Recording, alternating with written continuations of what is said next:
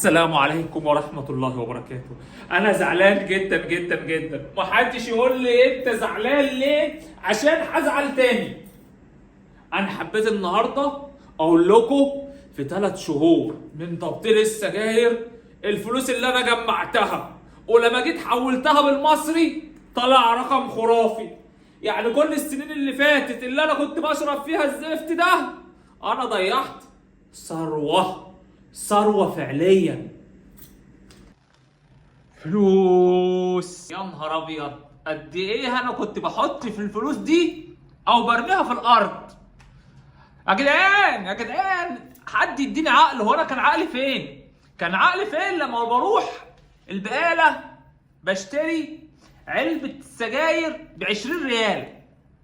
20 ريال كانت بتقعد معايا يومين. حلو؟ قول لي حلو. حتى لو مش حلو قول لي حلو. انا دلوقتي زعلان. انا دلوقتي علبة السجاير يا صديقي لو انت ما تعرفش فاحب اقول لك انه علبة السجاير اللي انا كنت بشربها سعرها 20 ريال.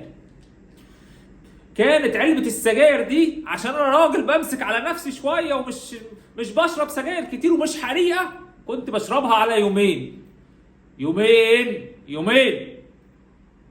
2. يا عم مش هنغني احنا بقى. كنت بشربها على يومين، يعني في الشهر ال20 لو ضربناها العلبة على يومين في 15 هتعمل معانا 300 ريال، صح؟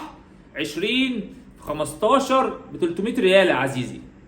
300 ريال في 3 شهور ب 900 ريال. ال 900 ريال دول لما نيجي نحسبهم على الآلة هيطلع رقم أساسا أنا مش عارف كان إزاي.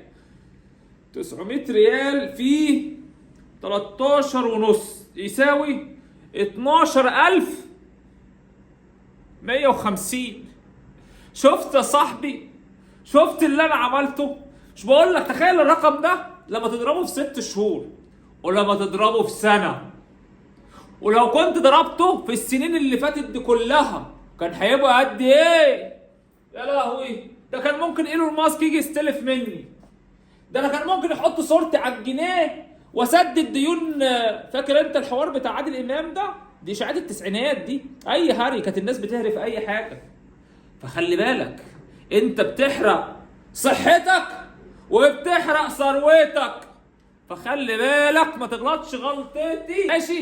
ماشي يا صاحبي؟ قول لي ماشي، وما تقوليش انت بتتكلم كده ليه، لان انا زعلان، والله زعلان.